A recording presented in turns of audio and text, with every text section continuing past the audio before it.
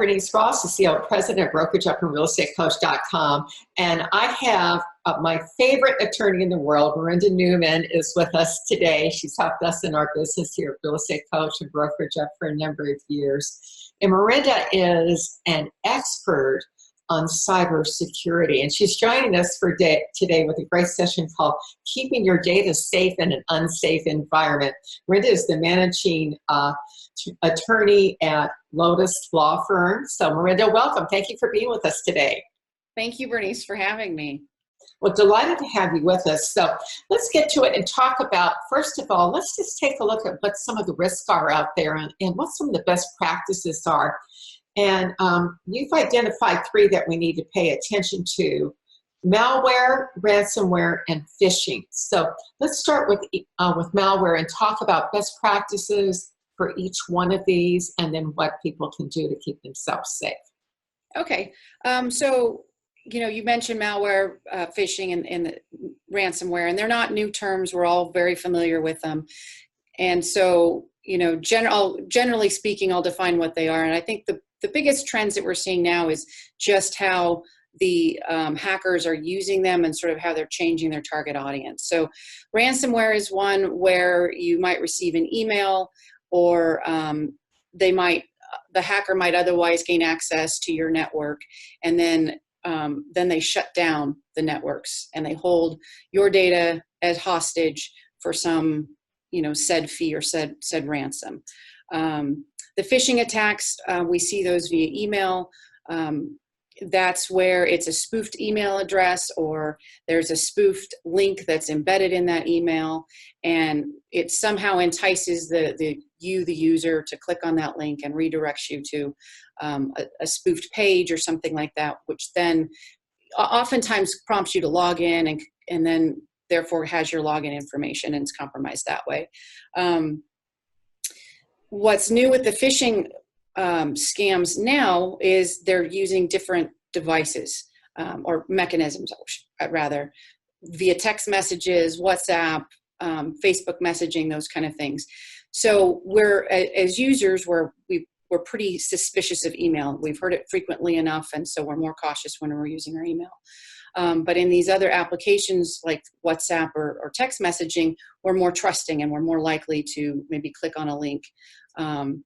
And so, again, these are all things that we've heard of, and the technology, the methods are not that much different, but they're sophisticated tools that they use, and they lure us in. One of the biggest ones in the real estate industry is the wire transfer phishing scheme. Oh, now let's talk about that, because a lot of people have, your clients wire money to one of these fake addresses, it's gone. Exactly. This is scary stuff. So let's talk about what can I do as an agent, and what can brokers do to make sure that doesn't happen. Okay, so the first thing is really to have that as a broker, to have that conversation with your agent, and as an agent to have that conversation with your clients. And there's some tools we'll go into, not necessarily tools, but best practices, processes that you can have in place. And again, it starts with that conversation. What's often recommended is when you're speaking with the consumer, the home buyer, to tell them, okay, these are the two folks that will give you wire transfer instructions. It might be, some bank official or some financial individual plus the agent or the broker, whoever those two people might be. The consumer, though, knows that they're only going to receive instructions from those two folks. Tell the consumer not to transfer any information via email. It's never a safe vehicle to transfer financial information via email. If you receive a phone call with a change of instructions, or an email with a change of instructions, hang up or don't reply to the email and call one of those trusted people that were identified early on in the transaction and confirm that information. So that way, you're saying that best practices then, okay, number one, to identify the two people who will be involved in your wire transfer, one on the sending side and one on the receiving side, probably. Right. Then before you transfer any money, call both of them to say, here are the instructions I have received. Are these correct? And if they Exactly. are, then you can do the transfer. So it's a 3-step process. You identify the safe people, then you verify before you transfer, and then only do the transfer then. Or in my, in my mind, I'm almost saying, let's go back to doing cashier's checks, which, In some cases, it works. It worked for a lot of years. and the other corollary to that is if you get an email that says, call me for instructions with some phone number, don't trust that phone number. Trust the phone numbers that you had from your original transaction, your original conversation with those folks, and use that phone number, because that's another method is they'll intercede and they'll redirect.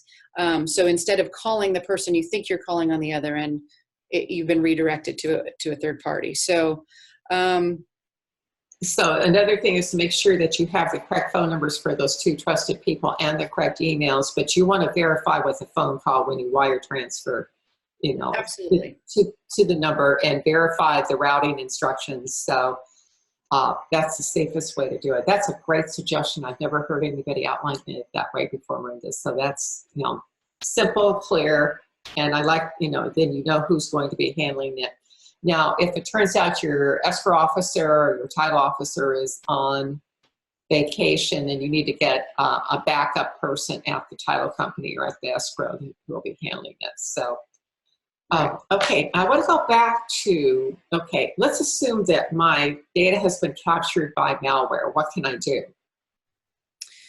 If your data has been captured by malware, well, you're going to want to report it. Oftentimes, the FBI is involved in those things, and there's resources that you can do with the FBI. Most companies, they're fearful to report it because it's a compromise, but it is a crime. And in those cases, you're considered a victim, and they will do what they can to help you.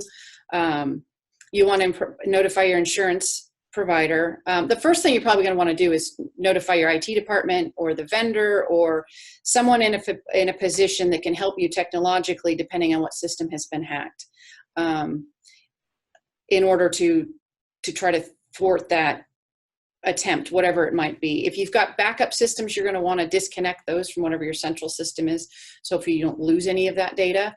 But the fix is often very depends on the kind of system that you you're need working. One of these, an external drive.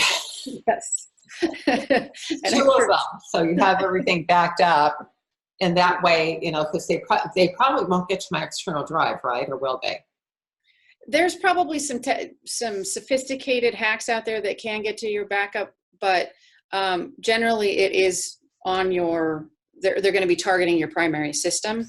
Hopefully you have firewalls in place and things like that would help prevent them from jumping from one system to the next. Oftentimes, for example, if you're using a cloud server for a backup system, they would have to get through that secondary layer. Now, that's where, when we were talking about phishing earlier, you have these business compromises where the phishing spoofs, instead of spoofing a financial institution like your bank or your credit card companies, which we're all very familiar with, they've taken a new tack, and now they'll spoof your Google Drives or your G Suite or those kind of services and prompt you with information saying, well, there was a suspicious login or there was some suspicious activity, and then you click this link and they redirect you to a spoofed site and ask for login information. Well, that you're not actually going to Google or whatever, Microsoft 360, you're going to the spoof site. So now they have access to your credentials, which could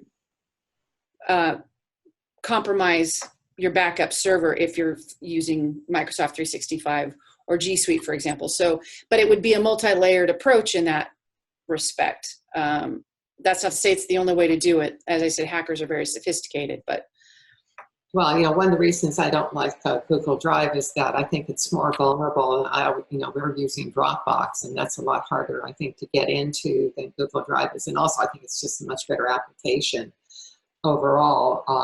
I've stopped using the online backup because it was eating up so much of my bandwidth on my computer to keep updating constantly. And I've gone to a more hard backup. And Mhm. also with what I'm doing, stuff gets, it gets published or whatever, but it's different what an agent does, where you have, or a broker who has to keep those records. But look at keeping your records, probably on, a separate server, even a separate computer that doesn't have, your transfer doesn't have, if you've got an older computer, I've heard that's a pretty good way to do it too. It's just never connected to the internet. They can't get to it. Exactly. Redundancy is always good if it's not connected to the internet. There's other, like Carbonite is a good backup service. There's other third-party services that, and some are industry specific. So you can always look into those resources. But again, like you said, if you have an external hard drive or a separate server that's not connected, plus some other redundant form, at least you'll be able to recover that data. That doesn't necessarily solve the compromise aspect of the data, but in that context, at least, you have a recovery process in place. Mm-hmm. Well, I mean, if they have to wipe your computer, if you've done everything, if you've got it backed up, then you're in pretty good shape. I had a problem where Apple deleted almost, I don't know how many, MacMail deleted how many months of my emails. Unfortunately, Shane had all but 1 week, the most recent week backed up for me, so she was able to restore everything. Yes. So, And, it's not to mention, it's just a peace of mind to have. Once that information is compromised, there's, things as business owners or just business professionals that or we're incumbent upon us to do, but at least if you have that backup recovery process, you're at least part of the way there. the ones I particularly like are the ones that tell me that they connected my computer and they caught me using my webcam looking at porn. I thought, yeah, right. I want to see that. Right, exactly. Because it sure wasn't me. Anyway, I want to go back though, because I'm intrigued, because I've noticed that you mentioned that they're using this stuff coming over like Facebook Messenger. Yes. And I've noticed I've been getting text messages and things that look a little bit funky. So I guess what we need to do is not respond, but, kind of like when you get the credit card call, or it's like you need to go back to the original site. That's what you were suggesting a moment ago about your transaction. Right. One of the best methods would be just don't respond to it. The tricky thing is a lot of times they'll come in as text for 20% discount off, something from this retail store or something like that. And it might be a place that you shop. And so it's not immediately aware to you that might be unsafe.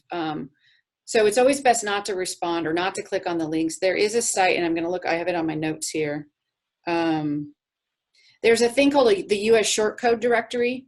So you can look up the link, and if it's in there, then it's a legitimate link to whatever that vendor or retail service provider is.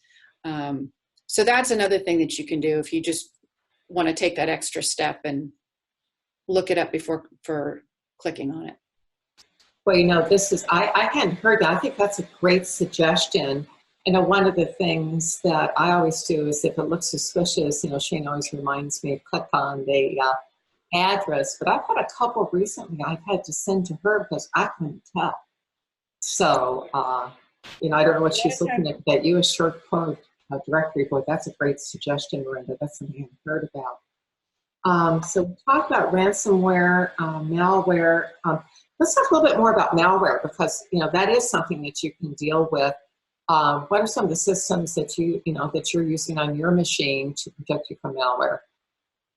Well, I use McAfee. It's a standard, well-respected, frequently updated. There's a lot of other antivirus, anti-spam softwares. I can't really endorse one over the other because all are good and all have their flaws, right? But really the key there is making sure that your systems are up to date, and that you're regularly updating those systems, and your software, your devices, like your cell phone, your Apple, whether it be an iPhone or whether it be a Samsung or whatever. Those companies are constantly putting in security updates to prevent these kind of hacks from infringing your systems. So just make sure that the software is up to date. Keep your eyes out on the news and those kind of resources just to hear what's happening. Inman and NAR often post news articles specific to the real estate industry, but data security and data privacy are huge things in the business world in general. So there's plenty of information out there that can kind of keep you sort of attuned to what's out there.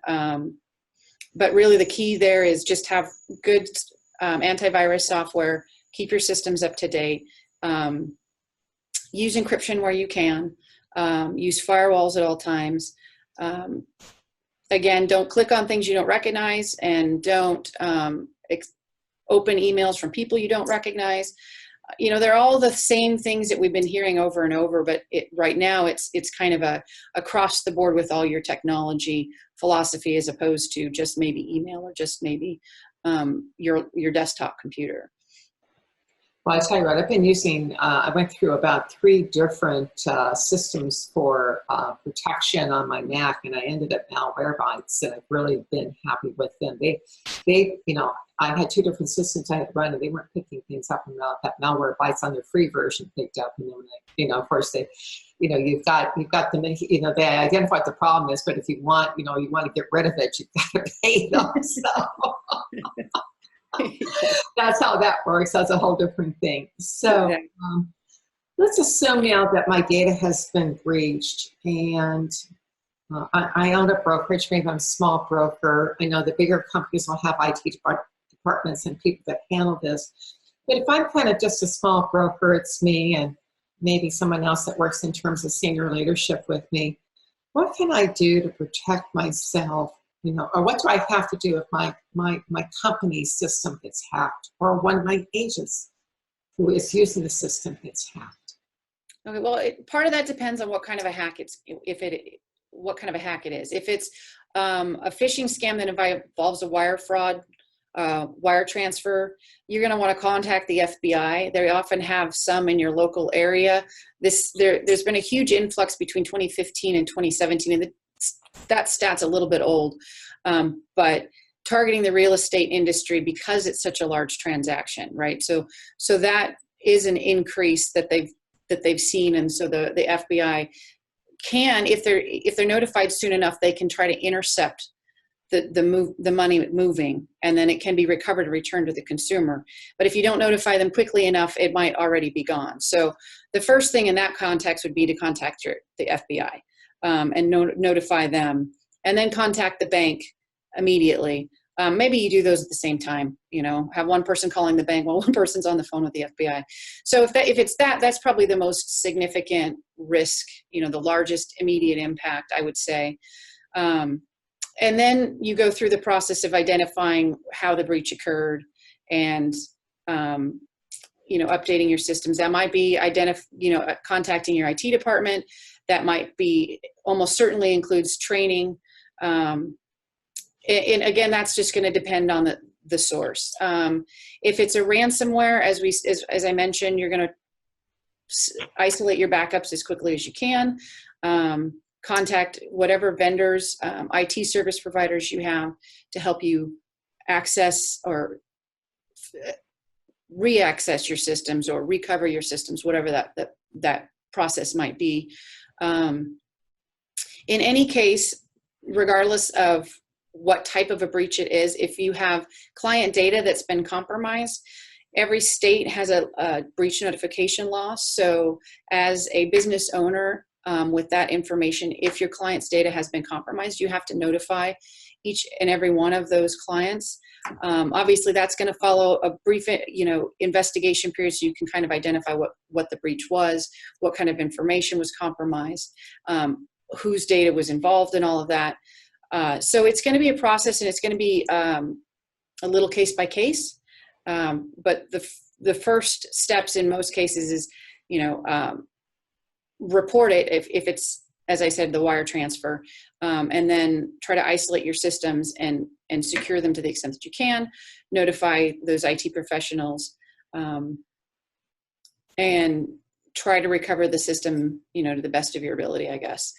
Sometimes that might be starting over, but again, as we mentioned earlier, if you have a data backup, that recovery process is going to be a little bit shorter term than if you don't have those processes in place. So a lot of this is really more preventative.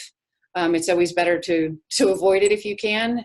That's not always possible, but if you have these redundancies in place through your backups, through your firewalls, through your software, through encryption, through multi-factor authentication, those kind of things, you remove yourself from that risk. And again, as I said, training, train your staff, train those folks that you work with, train your clients so that they understand what those processes are and can help you avoid breaches.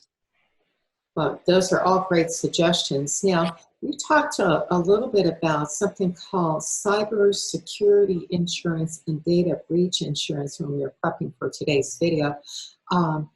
What are those? How do they work? And what's the difference? So cybersecurity insurance covers, so cybersecurity is basically how do you secure your system? What tools do you have in place, whether it be software or hardware, physical security barriers. So that's the preventative side. And oftentimes we go with third-party vendors or just the equipment choices that we make, those kind of things. So cybersecurity insurance on that respect provides a level of insurance, whether it be for against a lawsuit in the event of a failure on your cybersecurity side, whether it be internal failure by staff or something to that extent. All of them vary a little bit, so you have to talk to your insurance provider, but really it's on that end of the security aspect. The data, would this be my business insurance, or would this be something that might flow through my for my rider, my override on my house, and my blanket with umbrella insurance? No, this would more than likely it's with your business insurance, and usually it's separate. So if you have just a regular business owner's policy or a liability policy or something like that, it's usually not included. It's usually separate. That's not to say that there aren't products out there that it's all inclusive, but usually it's separate. And cybersecurity and data breach are often separate insurance. The data breach is that insurance that covers in the event of a data breach. So all of aftermath of a data breach. And again, what that covers is that pay for me to bring in the professionals I need to take care of the data breach. Is that what that's for? Right. And again, it's going to depend on the insurance provider as to what those services entail and what's covered and all of that. Okay. Wow. So we talked about what happens when you get hacked. We talked about the cybersecurity. Any final takeaways for our listeners today? I think the biggest thing for me is to know, to just stay aware of what's out there. We get really used to hearing the words ransomware, phishing, don't click on this, don't click on that. But the consequences can be as small as a nuisance to as significant as your homeowner or your home buyer losing their wire fraud or their wire transfer and not being able to buy that home or not recovering those funds. So the consequences can be significant, and hackers are very sophisticated and they're changing all the time. So it's incumbent upon us to be sure to just be aware of what we're doing. And we get busy, and there's never enough time in the day, and we're just trying to get these things done. And sometimes we click before we think, and the consequences can be really dire. So really, it's just keep that diligence and put those things in place to help on the preventive side. Take the time to figure out what resources you have in play, hardware, software, firewalls, multi-factor authentication, all of those things. Insurance if you need it, because it might be a little more cost at the outset, but it could be a huge cost savings at the end of the day, and certainly it's a lot of peace of mind. Also know who the resources are in your local community for reporting fraud. The FTC, the Federal Trade Commission, has some good resources. The Commuter Financial Protection Bureau, the CFPB, they have some very good resources for those kind of things, as does the FBI. And that's just for businesses in general, not just specific to the real estate industry. But the real estate industry is a target because of the size of the financial transaction and how many, and the scope and the size of the real estate industry at large. You've got vendors, you've got brokers, you've got agents, you've got large associations. So it runs the gamut. So it's popular to hackers. So maybe that's a little bit more than a short closing, but it's important for all of us, and I think due diligence is really the key. Well, thank you very much, Marinda. This has been extremely informative, and wow, what a number of great takeaways from that you've shared with us today. We've been visiting with Marinda Neumann. She's the principal managing attorney for Lotus Law Firm. She's located in San Diego, California. I can recommend her. She did our trademark, and way less than the other one that I did, and much more efficient, less hassle. And also, this area is something that she specializes in. So, Marinda, thank you for being with us today. Thank you, Bernice. It's been a pleasure.